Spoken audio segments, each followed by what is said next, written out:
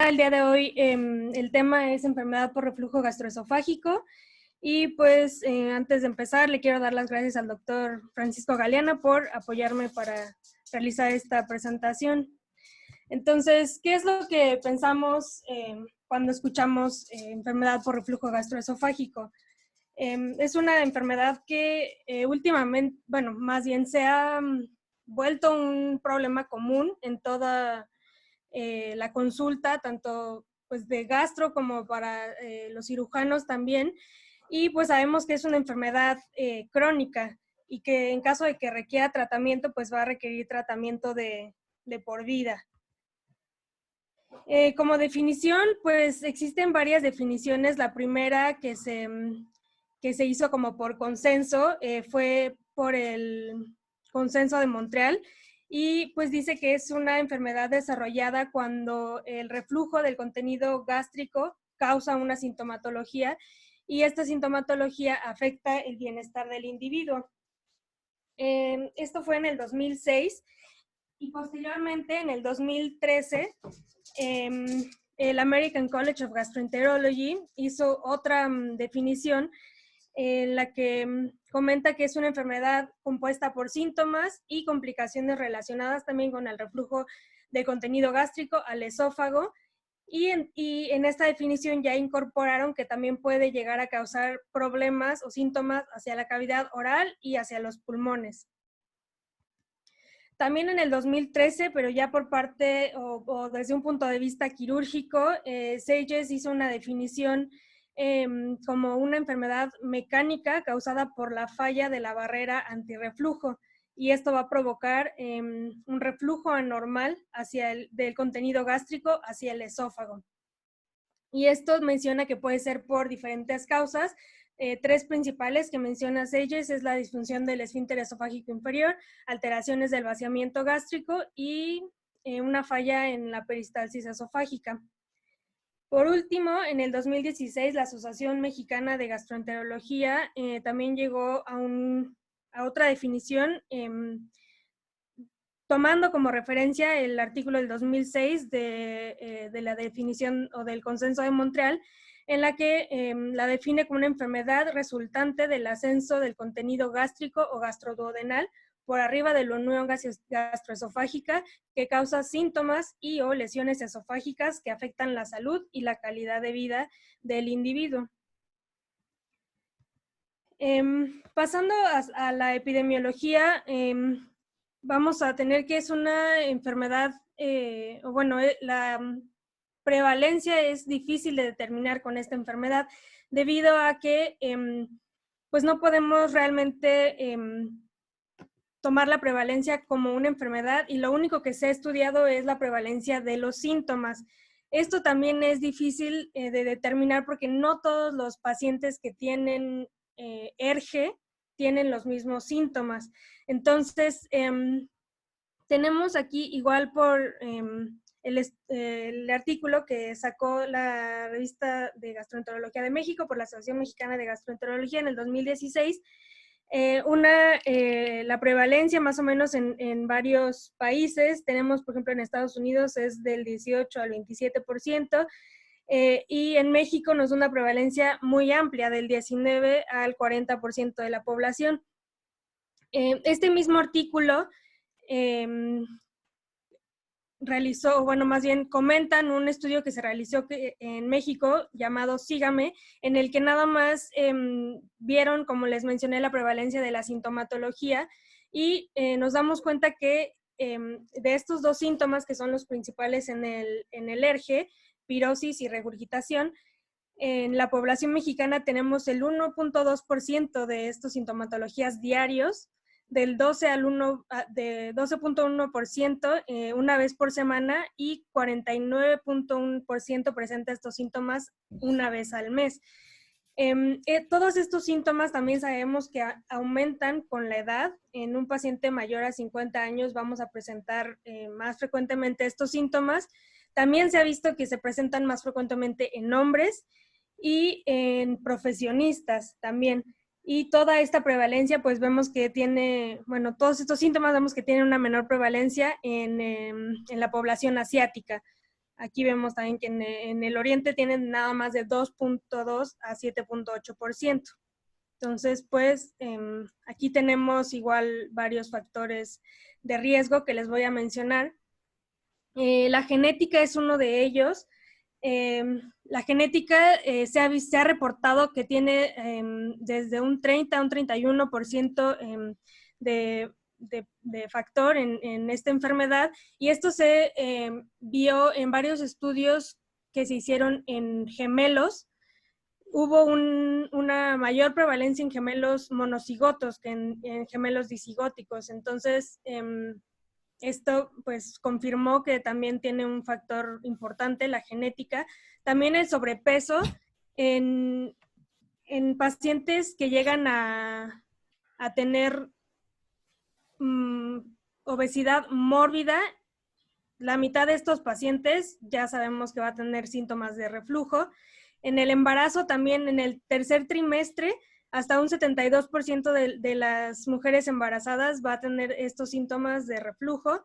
El tabaquismo también tenemos un 37% en mujeres y un 53% en hombres, que también causa estos síntomas, y el alcohol. Tanto en el sobrepeso como en el embarazo, pues los mecanismos van a ser por efectos mecánicos, por un aumento de la presión intraabdominal, y tanto el tabaquismo como el alcohol pues va a tener un efecto sobre la relajación de las fibras musculares del esfínter esofágico inferior.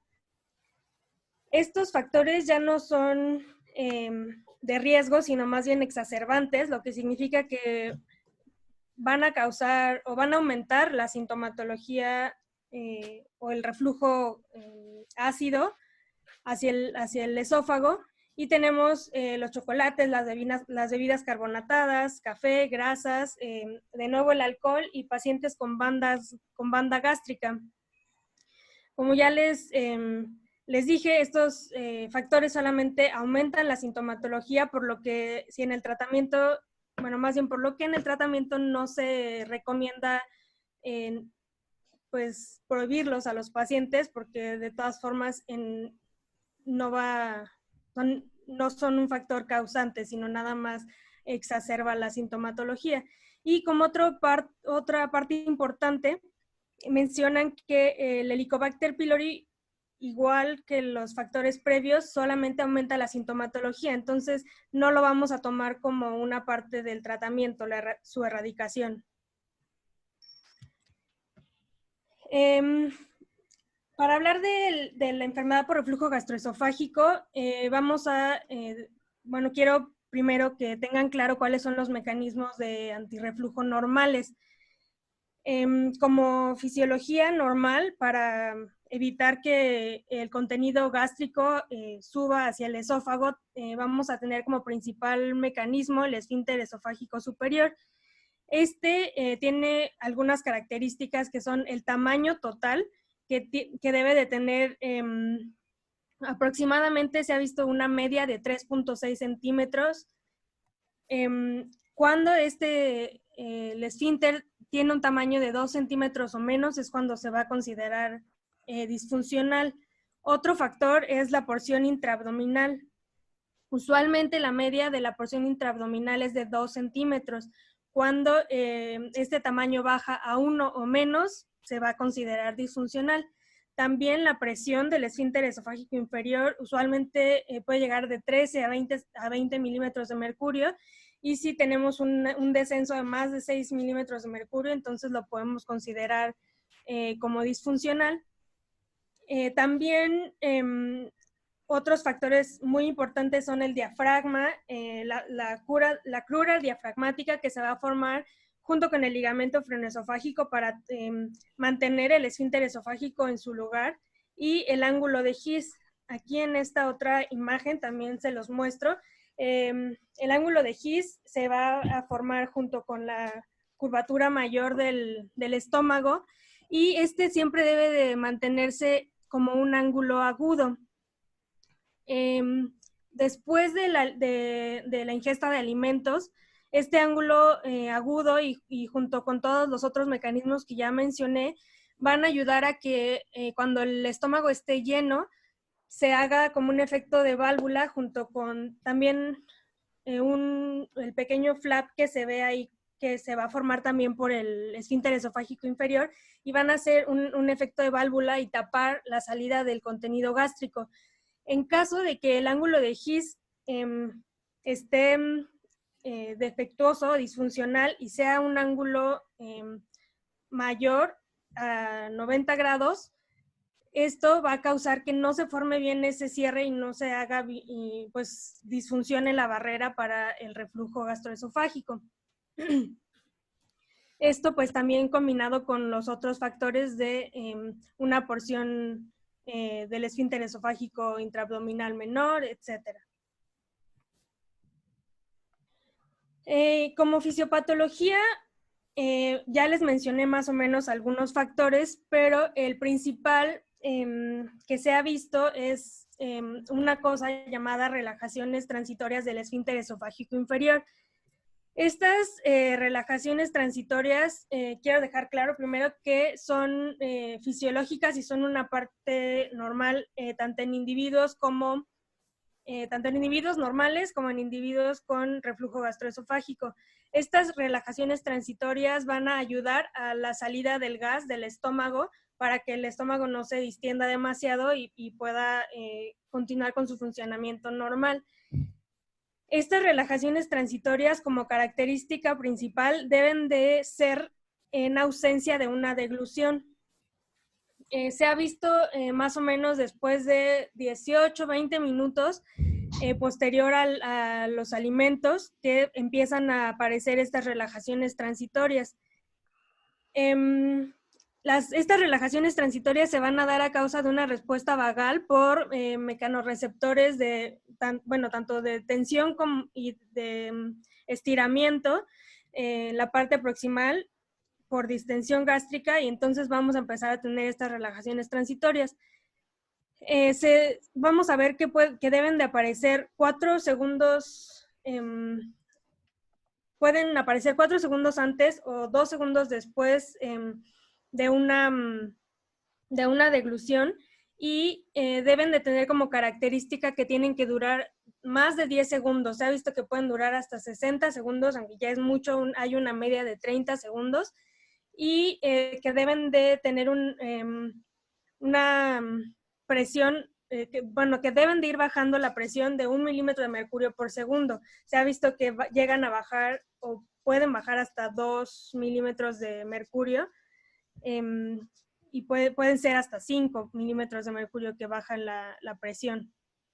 Entonces, estas son las principales, la principal causa del reflujo. Ahora, también en el segundo artículo que menciona aquí en las bibliografías, también mencionan que no se ha visto que tengan, que haya diferencia entre los pacientes con reflujo gastroesofágico o pacientes sin reflujo gastroesofágico en la aparición o la duración de estas relajaciones. Como ya les dije, es una relajación transitoria, es una, relajación fisiológica, pero el problema es que igual los otros mecanismos pues no funcionan como debería de ser, y por eso continúa el reflujo hacia el esófago. Entonces, ¿cuáles son los otros mecanismos que no están funcionando bien? Algunos de ellos pueden ser el aumento de la presión intraabdominal, como ya lo mencionamos antes. Algunos pues fueron la obesidad o el embarazo, pero también puede ser un retraso en el vaciamiento gástrico, que el estómago tenga mucho tiempo con esta distensión y entonces esté haciendo más relajaciones transitorias, o trastornos en el aclaramiento esofágico. Esto también se ha visto que un 40-50% de estos pacientes tienen síntomas presentan enfermedad por reflujo gastroesofágico. La peristalsis esofágica se toma en cuenta como un trastorno del aclaramiento esofágico, pero también la saliva forma parte de este aclaramiento o de este mecanismo que puede ayudar a como barrera hacia el reflujo. Y también se ha visto que los pacientes que secretan menos bicarbonato en la saliva tienen más síntomas de reflujo y también, pues, consiguientemente más lesiones esofágicas. Entonces, una saliva más ácida también puede ser un factor que lleve hacia el reflujo o hacia los síntomas de reflujo. Otras alteraciones en la barrera antirreflujo, ya les mencioné algunas, bueno, ya les mencioné que el diafragma y la crura diafragmática forman parte de esta barrera, por lo que hernias hiatales, principalmente la tipo 1, va a ser la principal forma de esta alteración de la barrera. Por la migración del esfínter esofágico se pierde también la crura y esa presión que le ayuda a mantener al esfínter esofágico inferior, y también el atrapamiento de contenido alimentario en el saco herniario. Si hubiera alguno, también eso va a alterar la presión y va a aumentar el reflujo gastroesofágico. Tenemos que tener en cuenta también que el reflujo gastroduodenal también puede causar síntomas y pues más adelante vamos a ir viendo cómo podemos diferenciarlo. Entonces, esta imagen nada más es para recordarles igual todos los factores que hay que tener en cuenta. Cuando el diafragma, el esfínter esofágico inferior, el ángulo de His, todo está funcionando normalmente, pues se debe de cerrar esa válvula hacia el esófago y el contenido gástrico pues no debe de subir hacia el esófago, pero en un momento en el que tanto el ligamento gastroesofágico o la crura diafragmática o el ángulo de His no estén funcionando bien, pues puede haber regurgitación del contenido gástrico. Entonces, como manifestaciones clínicas, ya les había comentado que la pirosis y la regurgitación son las principales. Hasta el 60% igual de los pacientes van a manifestar estos síntomas. Estos se van a llamar síntomas típicos. También el dolor retroesternal se considera un síntoma típico. Los síntomas atípicos van a ser síntomas también gástricos, pero que se les puede también considerar de otra etiología, entonces que hay que tenerlos como en mente para posteriormente hacer diagnósticos diferenciales. Y las manifestaciones clínicas o síntomas extraesofágicos pueden ser tos crónica, laringitis o broncoespasmo. También hay que tener en cuenta los datos de alarma cuando un paciente tenga disfagia o pérdida de peso, porque entonces pues ya tenemos que estar pensando en algo más específico como cáncer o pues sí, el avance al esófago de Barredo, adenocarcinoma, y no solamente como síntomas clásicos o típicos del ERGE. La clasificación de Montreal divide a los síntomas del ERGE o a las manifestaciones clínicas del ERGE en dos subgrupos principales. Unos van a ser los síndromes esofágicos y otros van a ser los síndromes extraesofágicos. Dentro de los síndromes esofágicos vamos a tener el ERGE, que no va a presentar manifestaciones erosivas hacia el esófago. Este se le va a llamar ERNE, enfermedad por reflujo no erosiva, y los síndromes que sí van a presentar lesiones a la mucosa, ya sea desde esofagitis o que evolucione hasta esófago de Barrett o un adenocarcinoma. Dentro de los síndromes extraesofágicos vamos a tener síndromes o síntomas que se ha visto que hay una clara relación con el reflujo gastroesofágico y síntomas que se han propuesto que pueden tener relación con el reflujo gastroesofágico, pero no necesariamente se ha visto una asociación clara. Dentro de los establecidos, pues ya sabemos la tos, laringitis, asma y erosiones dentales por el reflujo ácido. Y dentro de las propuestas, pues son manifestaciones que no se ha visto una clara asociación, sinusitis, otitis media, faringitis o hasta fibrosis idiopática pulmonar. También se realizó, como ya les mencioné, dentro de los síndromes esofágicos, una clasificación fenotípica por endoscopía y van a ser tres variedades de ERGE. La no erosiva, que ya les mencioné, la erosiva, donde sí vamos a ver lesiones, y después esófago de Barrett. En la variedad no erosiva vamos a tener que se va a presentar en más del 60% de los pacientes con ERGE, no van a tener lesiones esofágicas. En esta variedad van a predominar los síntomas típicos y pues la endoscopía va a ser negativa, no va a tener ningún dato de lesión y la biopsia no va a ser necesariamente útil, aunque esto puede ser controversial en el sentido de que usualmente las biopsias que se hacen en estos pacientes se hacen aproximadamente a los 2 centímetros posterior de la unión gastroesofágica y aquí no se encuentra usualmente ninguna lesión en la patología. Pero en Asia se han hecho otros estudios que han hecho biopsias más allá de los 2 centímetros en los que sí se han encontrado lesiones. Entonces esto también puede ser un poco, por eso llega a ser un poco controversial.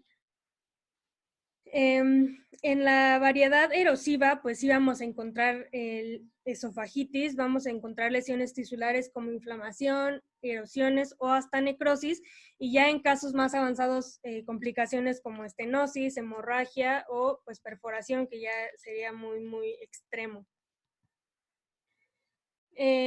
Bueno, esto pues igual ya lo mencionamos, como síndromes extraesofágicos dentro de la orofaringe, pues podemos tener estas lesiones que se pueden provocar tanto como lesión directa por ácido o como episodios de microaspiración bronquial, como en el caso del asma o la neumonía.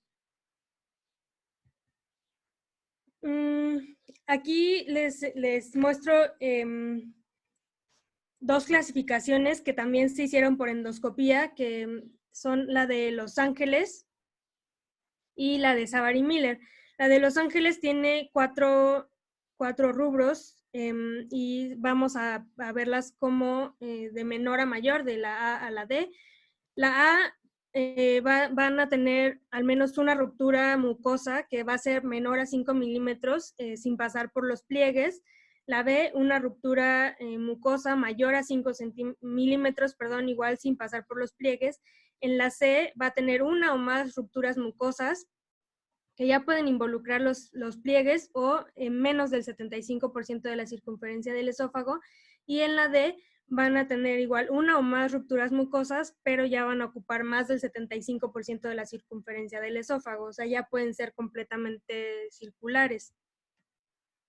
En la de Savary Miller igual vamos a tener del grado 1 al 5, en este caso, y les voy a mostrar igual unas imágenes en las que vamos a poder comparar tanto la clasificación de Los Ángeles como la de Savary Miller.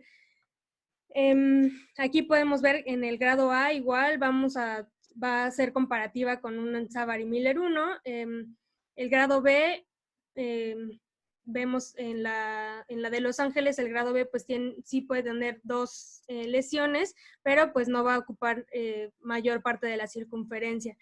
La C se va a ver igual más o menos que un Savary Miller 2, y ya vemos que empieza a ocupar un poquito más de la circunferencia del esófago. En la D vamos a tener ya completamente, pueden ser lesiones circunferenciales o en toda la extensión del esófago, y un Savary Miller 5 sería ya una lesión como esófago de Barrett. Ahora, para el abordaje diagnóstico, inicialmente lo que se va a hacer es un diagnóstico clínico. Esto vamos a tenerlo con la presencia de síntomas, como ya les mencioné, los principales, pirosis y regurgitación, que son típicos, que van a aparecer 2 o más veces por semana en un paciente joven. Esto, les recuerdo de nuevo, menos de 50 años y sin datos de alarma, porque datos de alarma y un paciente mayor de 50 años ya nos guiarían hacia otra etiología. Y con estos pacientes se va a iniciar el tratamiento médico empírico con los IVPs. Esta prueba terapéutica no es una prueba diagnóstica. Va a tener sensibilidad de 78% y una especificidad del 54%, ya que solamente del 40 al 90% de los pacientes tienen respuesta con el IVP. Para la evaluación adicional, pues vamos a... Aline. Sí. Yo creo que ahí valdría la pena mencionar o sea, por cuánto tiempo haces la prueba terapéutica y cuándo dices que una prueba terapéutica fue positiva o no. Sí, eso lo voy a mencionar un poquito más adelante. Perfecto. Ok. Bueno, tenemos que, en caso de que esta prueba, como ya mencionaba Katia, no sea o no funcione con estos pacientes, tendríamos que hacer una evaluación adicional, y para esta evaluación adicional podemos utilizar alguno de los siguientes estudios.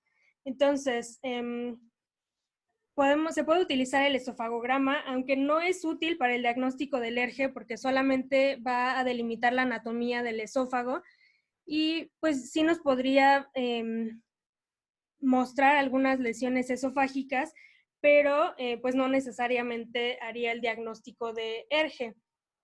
La indicación para el esofagograma sería la sospecha de una estenosis esofágica, que el paciente tuviera hernia hiatal grande, o la sospecha de un esófago corto en pacientes candidatos a cirugía de antirreflujo, para saber qué se puede cambiar o hacer durante la cirugía.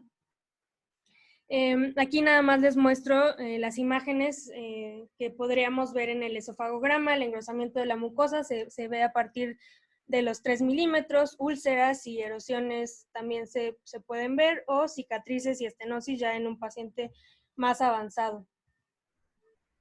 En la endoscopía tampoco se realiza de forma rutinaria, porque pues también tiene poca sensibilidad diagnóstica. Esto debido a que no todos los pacientes con ERGE, como ya dijimos, van a tener lesiones esofágicas. Pueden presentar un HERNE y no tener ninguna lesión.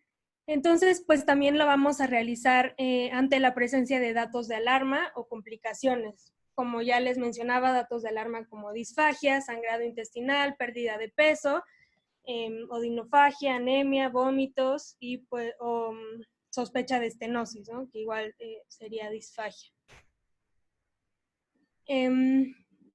La endoscopía la vamos a hacer en pacientes con síntomas típicos que no hayan tenido respuesta al tratamiento de los IVPs.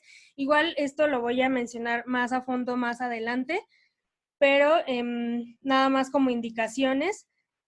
También en pacientes con esofagitis severa, que posterior al tratamiento, solamente para verificar que hayan realizado una completa cicatrización y curación de las lesiones y que no haya evolucionado hacia esófago de Barrett, y en pacientes con alto riesgo para desarrollar complicaciones, que ya lo mencionamos, ¿no? Que sean hombres mayores de 50 años y que tengan síntomas por más de 5 o 10 años y que sean refractarios al tratamiento.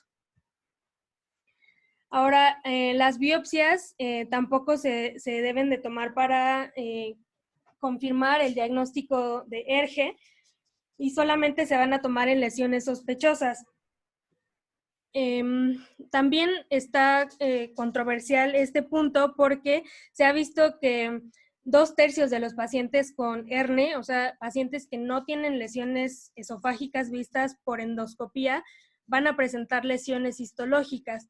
Estas lesiones pues son como lesiones iniciales nada más, y se van a ver como proliferaciones celulares, engrosamiento del estrato basal o elongación de las papilas epiteliales. Esto, como ya les mencioné, las biopsias se deben utilizar para el diagnóstico de Barrett o alguna otra neoplasia, y en sospecha de una infección esofágica o esofagitis eosinofílica.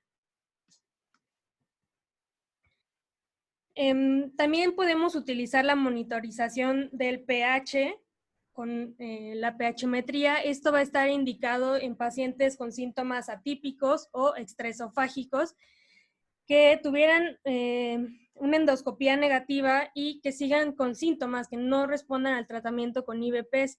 Esto, pues, para confirmar la presencia del reflujo patológico en pacientes que no tengan lesiones, como ya lo mencionamos, y que sean candidatos a cirugía antirreflujo para disminuir los síntomas. La pHmetría se debe realizar con 7 días de suspensión del IVP para ver los síntomas o las veces que ocurran normalmente los episodios de reflujo. Esta monitorización del pH va a tener una sensibilidad del 77 al 100% y una especificidad del 85 al 100%, por eso se ha considerado como el estándar de oro. Esta se va a realizar colocando una sonda transnasal a 5 centímetros proximal del esfínter esofágico inferior, y esto se va a colocar con una manometría. Y lo que vamos a medir es el porcentaje del tiempo en el que el pH esofágico es menor a 4. Entonces, es una forma de diferenciar el reflujo patológico del fisiológico. ¿Qué va a pasar igual cuando tengamos todavía un ERGE refractario? Que el paciente siga con síntomas y que el pH o que no aparezca como un reflujo ácido anormal. Se puede utilizar entonces una pHmetría con impedancia, y esto pues va a permitirnos no solamente distinguir el reflujo ácido, sino también el reflujo biliar.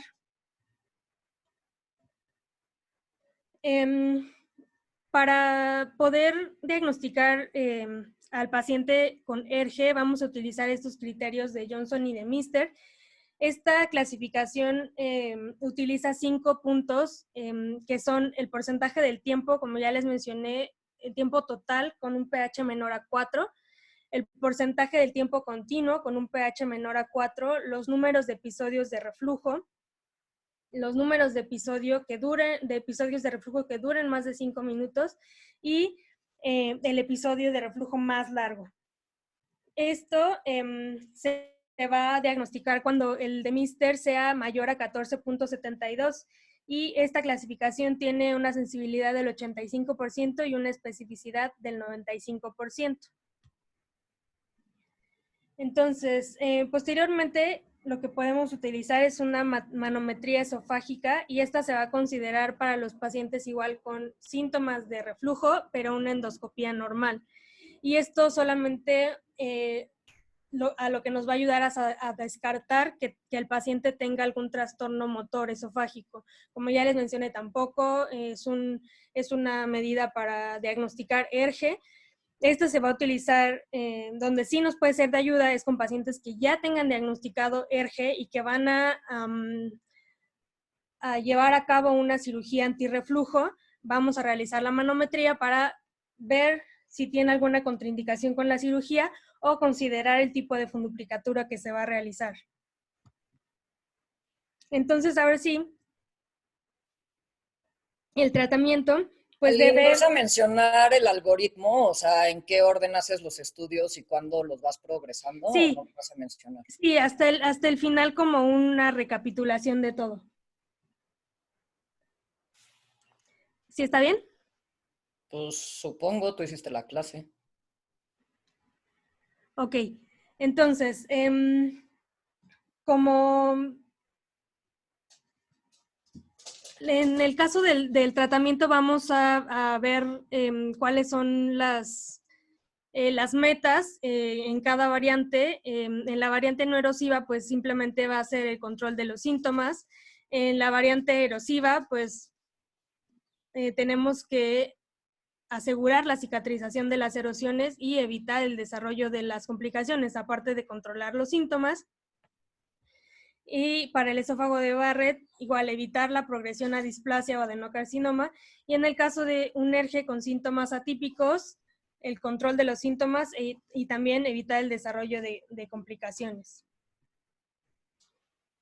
Para el tratamiento inicial, vamos a empezar con medidas de higiene. Estas medidas de higiene son principalmente pérdida de peso, o sea, combatir todos los factores de riesgo para el ERGE. Entonces, otra también puede ser elevar la cabecera de la cama, evitar alimentos 2 o 3 horas antes de dormir, disminuir el consumo de alcohol y tabaco, dormir en decúbito lateral izquierdo, esto porque se ha visto que, o sea, ha demostrado que estar en decúbito lateral derecho disminuye la presión del esfínter esofágico inferior, entonces aumenta el reflujo. Y como ya les había dicho, pues no se recomienda igual que se prohíban todos los alimentos exacerbantes porque pues no tienen una fisiopatología como tal, sino nada más aumentan la sintomatología. También promover la salivación de chicles, esto para neutralizar el ácido de la saliva y mejorar el aclaramiento esofágico, que también ya les había mencionado, es un mecanismo para disminuir el reflujo, y ejercicios de respiración abdominal para fortalecer la barrera antirreflujo. Entonces, como parte del tratamiento médico, pues tenemos varios fármacos que nos ayudan a disminuir los síntomas. Los primeros que vamos a ver son los antiácidos. Estos solamente se van a utilizar cuando el paciente tiene síntomas leves, o sea, menos de una vez por semana o una vez por semana. Nos van a ayudar a neutralizar el pH y solamente van a dar un alivio sintomático. Estos no van a ayudar a la cicatrización de erosiones ni van a evitar las complicaciones a largo plazo. Los agentes de superficie y alginatos, como el sucralfato, son de un efecto corto y limitado. Se utilizan para el ERGE durante el embarazo y estos sí promueven la cicatrización y protegen el pH. Los antagonistas de receptores H2 no se deben utilizar como tratamiento de primera línea, pero sí como manejo auxiliar junto con un IVP. Esto para los pacientes que tienen síntomas típicos y esporádicos y pacientes también que presentan ERGE nocturno. Esto se ha visto que también pues, no tienen utilidad para la esofagitis erosiva grave y debemos de recordar que se tienen que utilizar por periodos cortos. Los procinéticos también se pueden utilizar cuando existen síntomas atípicos por alteración en el vaciamiento gástrico o dispepsia, y también se pueden utilizar en combinación con un IVP, aunque tenemos que estar pendientes nada más de los efectos secundarios que puedan tener. Y los IVPs pues son la primera elección del tratamiento. Nos van a dar un mayor alivio de los síntomas y va a ser más rápido.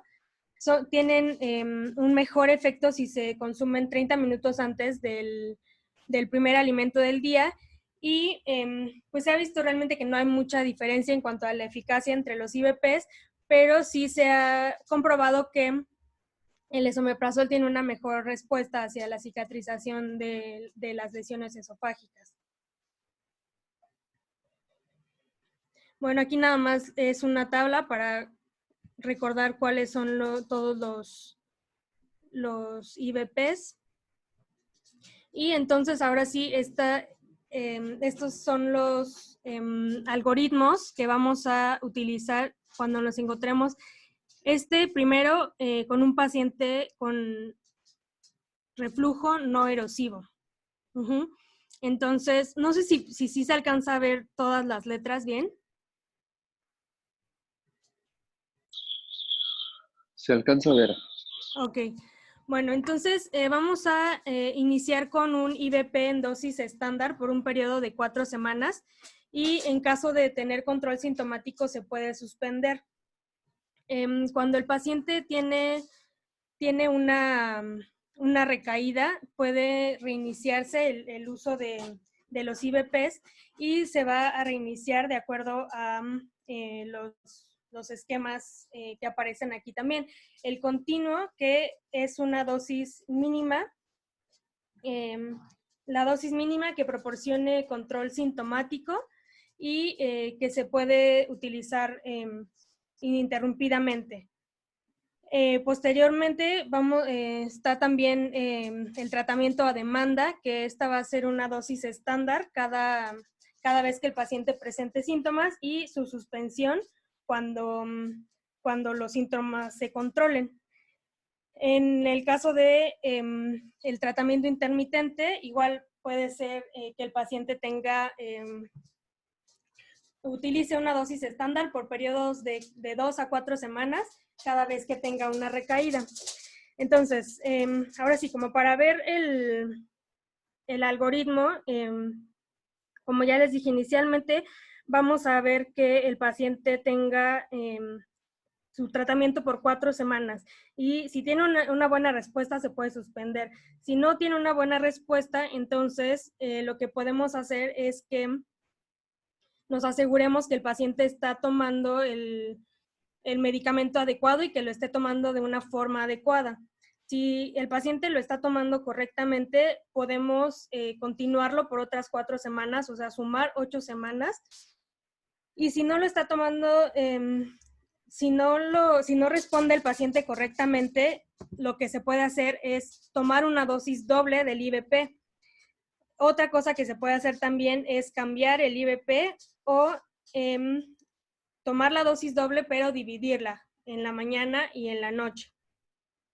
Si este paciente tiene una buena respuesta, entonces se va a continuar con ese mismo tratamiento por 4 semanas. Y si no tiene una buena respuesta, pues entonces vamos a considerar que el tratamiento con el IVP ha fallado. Si tiene una buena respuesta, entonces podemos suspenderlo y manejarlo nada más en caso de que tuviera una recurrencia. En el caso de el ERGE con lesiones erosivas, vamos a clasificarlo igual en lesiones A y B de Los Ángeles. Igual se va a iniciar con un tratamiento por 8 semanas, y en caso de que se haya conseguido el control de los síntomas, se va a realizar pues la suspensión del IVP. Estas lesiones usualmente se curan en el 80% de los pacientes. Y en caso de que tuviera una recaída el paciente, pues también se va a considerar un tratamiento en caso de tener recurrencia. Para los pacientes con esofagitis grado C o grado D, también vamos a tener un tratamiento de 8 semanas, y en caso de que el tratamiento no funcione, se tiene que realizar de todas formas otra endoscopía para evaluar, como ya les había comentado, que el paciente, o haya tenido una curación de los síntomas, o 2, que no haya evolucionado hacia esófago de Barrett. Estos pacientes casi siempre van a tener recurrencia de los síntomas por el hecho de haber presentado lesiones que hayan sido de grado avanzado. Y como ya les mencioné, pues siempre hay que realizar una valoración endoscópica al término del tratamiento para ver cómo quedaron esas lesiones y asegurar que no hayan avanzado. Para el caso de la falla del tratamiento con los IVPs, lo que vamos a estudiar es que si el paciente tiene síntomas típicos, se va a realizar una endoscopía. En caso de que la endoscopía sea normal, entonces es cuando vamos a realizar la pH-metría, que puede ser con impedancia, y entonces ya a ver si el paciente tiene reflujo fisiológico, o si no tiene reflujo, o en caso de que sí tuviera un reflujo patológico. Cuando vemos que el paciente tiene reflujo patológico, entonces vamos a, como ya lo mencionó igual la tabla previa, a aumentar la dosis del IVP, o sea, una dosis doble, o también se puede cambiar el IVP, o igual como lo mencionamos antes, darlo con un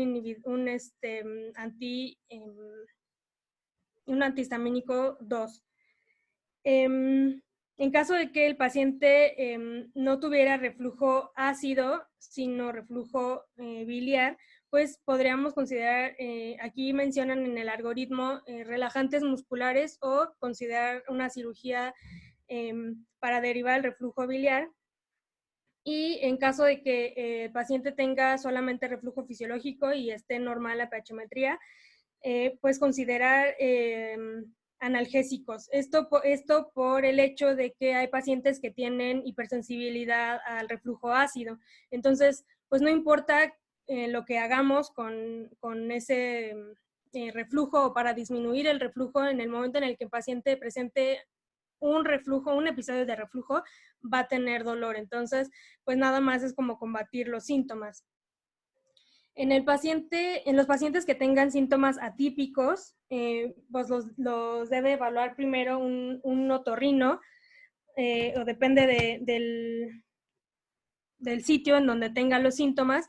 Y si por parte de las evaluaciones de los otros médicos está normal, también vamos a solicitar una pHmetría con impedancia. En este caso, se van a suspender los inhibidores, los IBPs, y también si el paciente está con una pHmetría normal, pues lo vamos a manejar también solamente como sintomático con analgésicos, y en caso de que el paciente presente reflujo, pues también aumentarle la dosis del IBP o cambiar por otro IBP o fraccionar la dosis, dar dosis en la mañana y en la noche.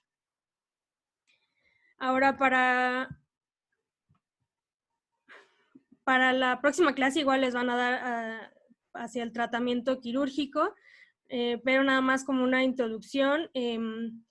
Se ha visto igual por Seyes, se comenta que pues tienen una efectividad más o menos igual, y pues que se debe de ofrecer la cirugía solamente a los pacientes seleccionados adecuadamente. Ahora, la cirugía solamente resuelve los problemas mecánicos. Entonces, si el paciente tiene la sintomatología o desarrolló ERGE por problemas que no sean mecánicos, pues no se va a resolver completamente por la cirugía. Y eso es todo. Oye, Aline, ¿de dónde sacaste tus algoritmos? Los algoritmos son del último artículo, igual que se sacó del 2016 de la revista de gastroenterología.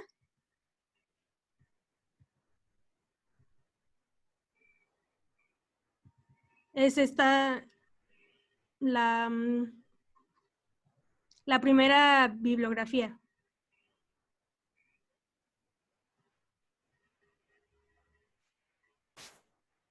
Bueno, la verdad es que esos algoritmos no los había yo visto tampoco en las revisiones de la AMG.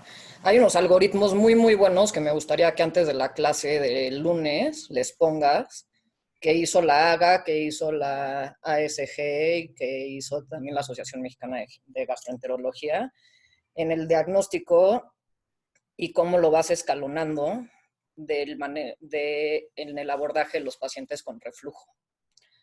Que si no les queda claro, no van a abordar bien a sus pacientes y no los van a tratar bien y les van a ofrecer cirugía a los pacientes que no son candidatos a cirugía.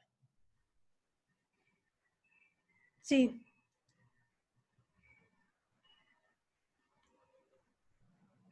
Sí, eso el lunes les muestro esos algoritmos. Aline. Sí. Es que los algoritmos que pusiste, o sea, partiste de que tú ya habías clasificado al paciente fenotípicamente con una endoscopía, ¿no? O sea, porque lo primero que que pones ahí es si es erosiva o no erosiva. Sí. Y no sé, a lo mejor a veces pareciera muy obvio, pero tampoco está como tan bien estandarizado. No sé si les queda claro, o sea, la prueba terapéutica, como te decía, te llega un paciente con síntomas típicos o que por clínica tú sospechas ERGE y qué vas a hacer, por cuánto tiempo o qué maniobras vas a hacer. No sé si eso les queda muy claro o lo quieren discutir ahorita.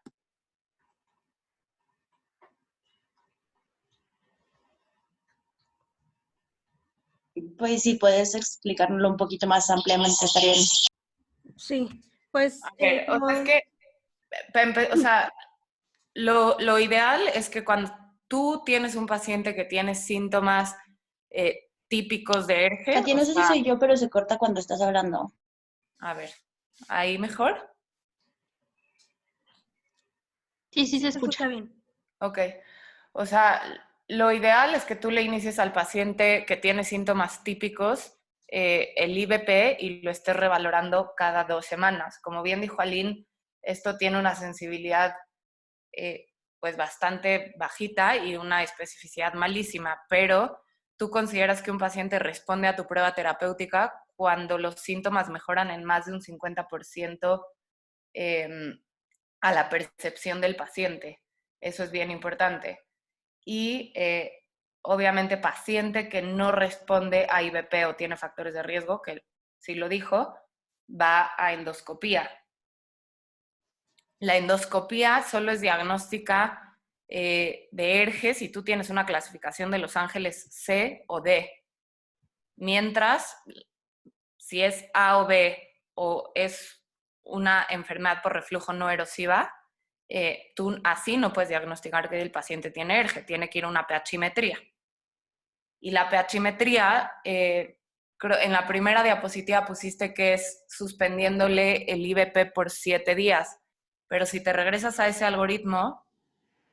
Sí, solamente los pacientes con síntomas atípicos se deben de suspenderlos. O sea, eso sí, pero eso va a depender de tu probabilidad preprueba de que el paciente tenga reflujo. Si te vas al algoritmo que creo que es de UpToDate, donde pones que dice con IBP o sin IBP,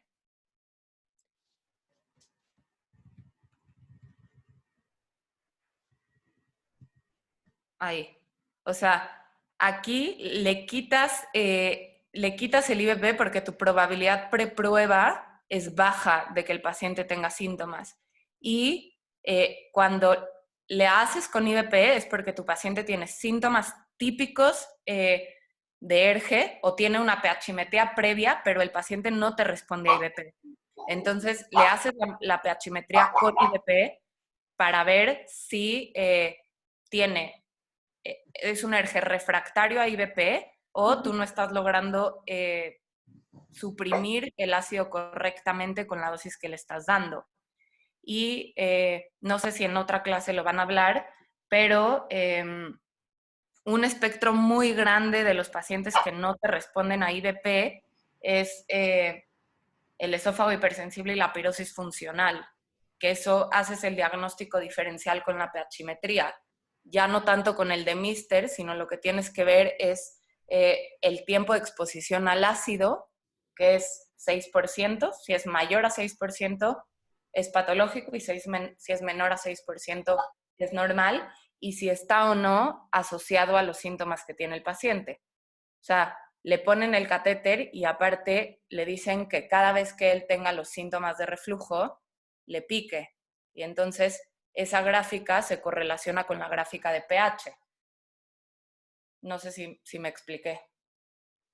Sí, bueno, no lo dije a fondo, pero sí comenté nada más como que hay que tener en cuenta que igual si hay pacientes que parece ser que tienen todo normal y siguen presentando síntomas cuando el reflujo, cuando se presenta un episodio de reflujo, aunque no sea clasificado por de Mister como enfermedad por reflujo gastroesofágico, pueden tener hipersensibilidad al ácido y entonces pues esto se va a manejar de una manera completamente diferente porque cualquier cosa que le des o que le quieras tratar al paciente por un episodio de reflujo que tenga, pues va a seguir presentando los síntomas. Pues eso es bien importante porque son típico paciente que no responde a IBP y son pacientes a los que les va súper bien con antidepresivos tricíclicos. Y esos sí son pacientes que o sea, les van a llegar y están, o sea, el tratamiento está a su alcance, ¿no? O sea, porque tú le pides la pHimetría, pero, o sea, sí la tienes que saber interpretar. Entonces, nada más acuérdense que si el tiempo de exposición al ácido es normal, pero tiene asociación sintomática, es un esófago hipersensible y rara vez va a responder a IVPs. Sí.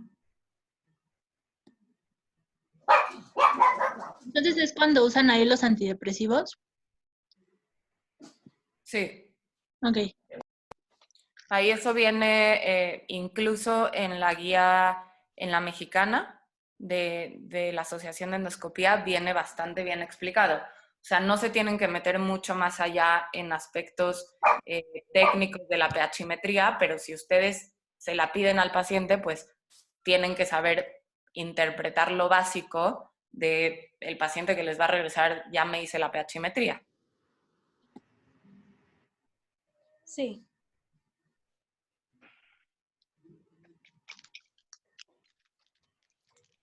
Hola, perdón. Solo un comentario que parece tonto, pero es que siempre me parece adecuado dejarlo muy claro.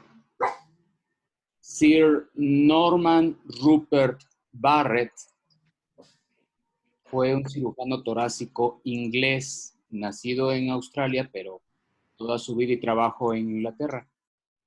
Es Barrett. No es francés, ni belga, ni nada así. Barrett. Por favor. Porque si no, va a parecer que ni siquiera saben de quién están hablando. Sí, Barrett. Es Barrett, es Barrett. Pues sí, ¿no? ¿Cómo? ¿Qué dice este güey que siempre lo dice con un acento que no va?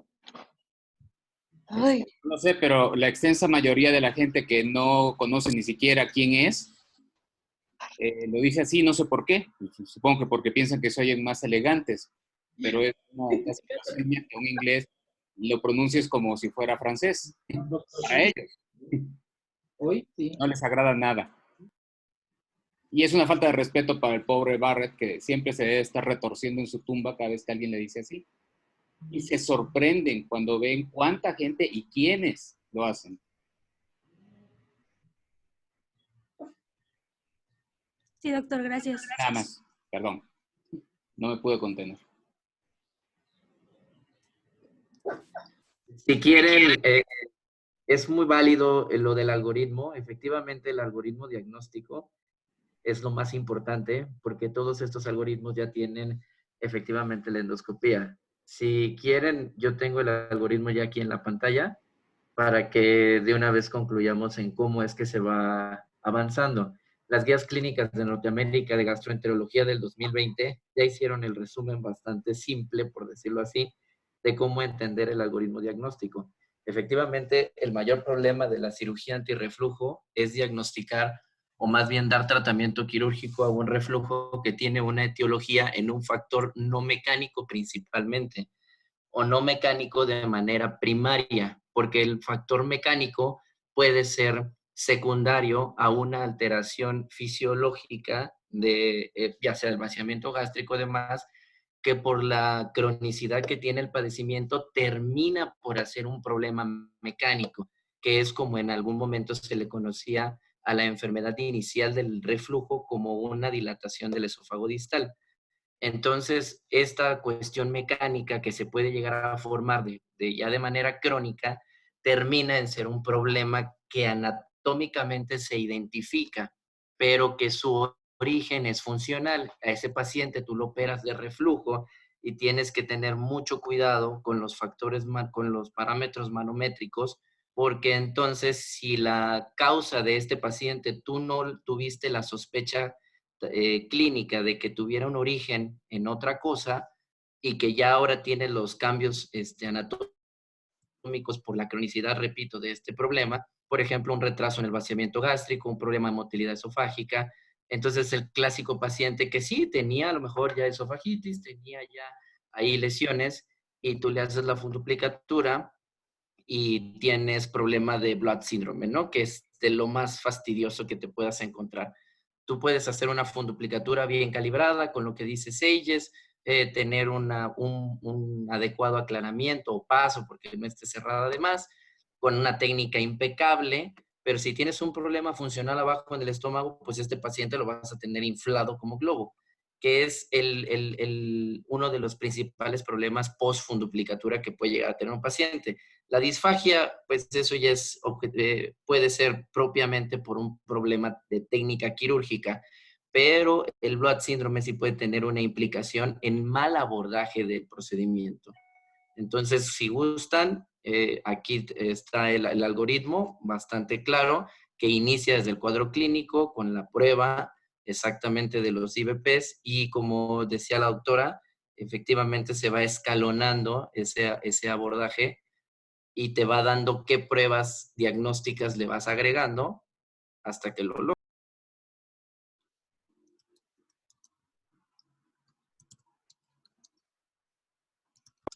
¿Sí me escuchan? Sí, nada más que no vemos tu pantalla, Paco.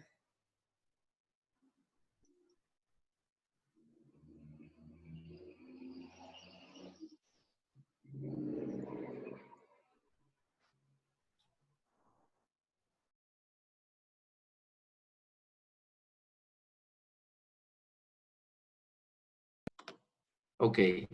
Esto es el grupo, este doctor que está aquí, es de los que más experiencia, o más bien, más de los que más trabajos en enferma por reflujo tiene.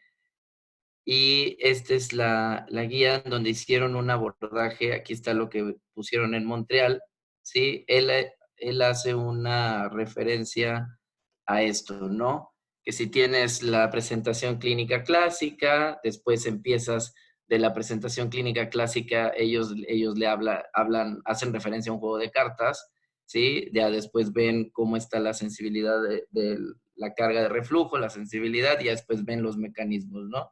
Y ya más adelante explican a qué se refiere todo esto, ¿no? Entonces,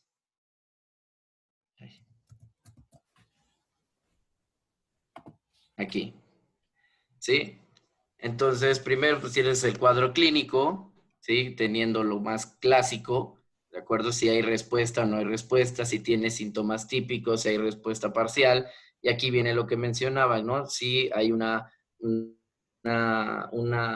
adecuada supresión ácida y se ve el mecanismo se empieza a evaluar si entonces si hay un mecanismo de problema de válvula o ya un problema anatómico, ¿sí?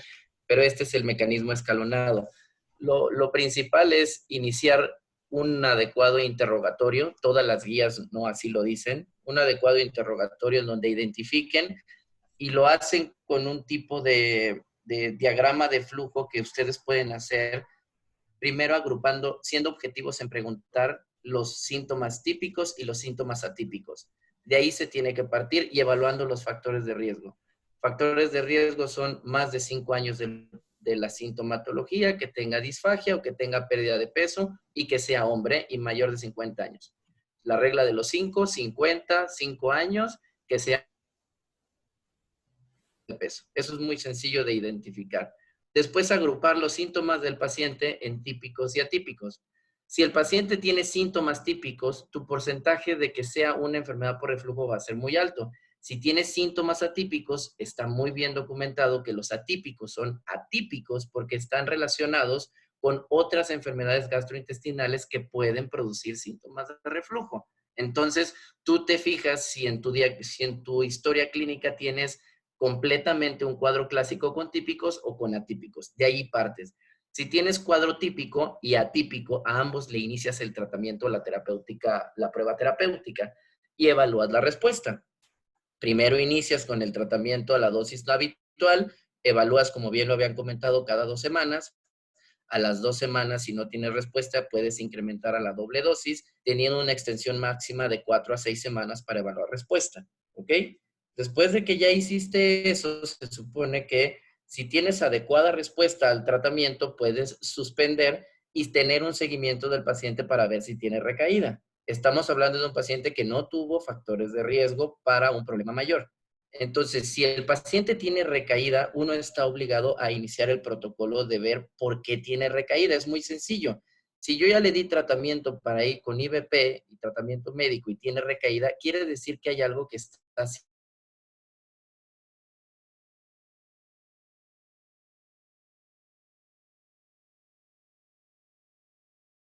Entonces, clasificar fenotípicamente a ese paciente, así tiene cuadro clínico de reflujo sin lesiones endoscópicas o cuadro clínico de reflujo con lesiones endoscópicas, ¿ok?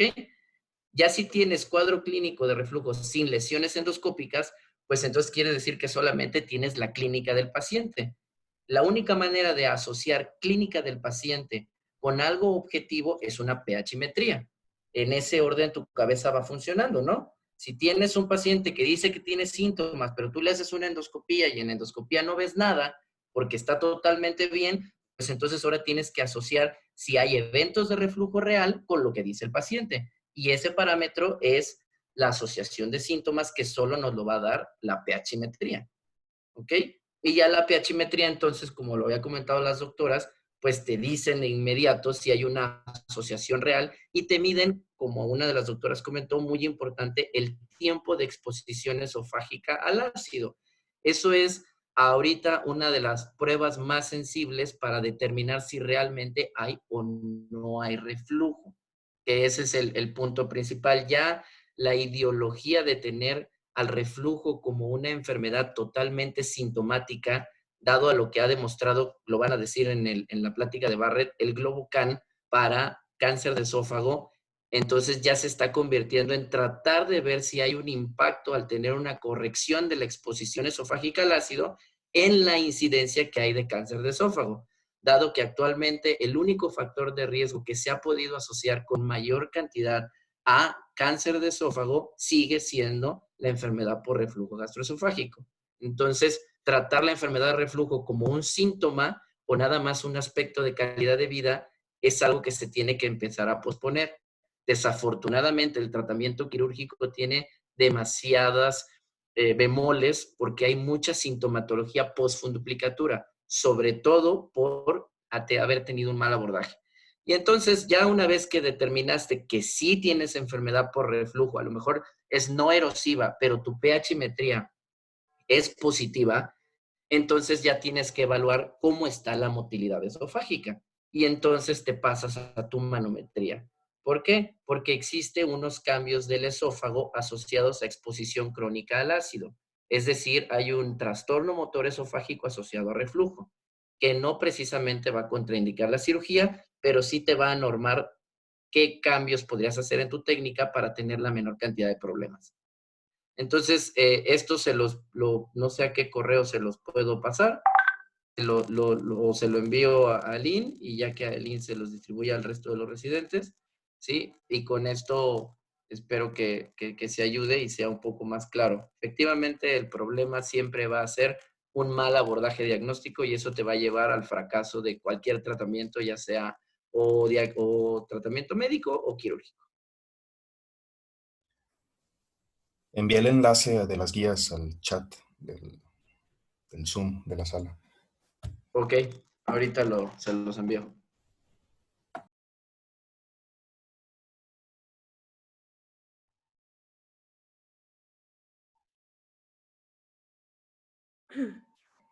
Sí, doctor, muchas gracias.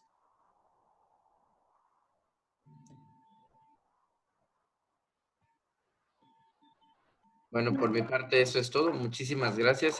Tengo que retirarme, pero Aline, ese par de detalles sí sería bueno reforzarlos. Sí, doctor. Y acuérdense que, o sea, nada más para que a lo mejor lo incluyan cuando vean lo de indicaciones quirúrgicas, es que hay evidencia suficiente que el esófago hipersensible, aún teniendo un tiempo de exposición al ácido normal, puede beneficiarse de la cirugía. No así la pirosis funcional, porque ahí no hay asociación sintomática.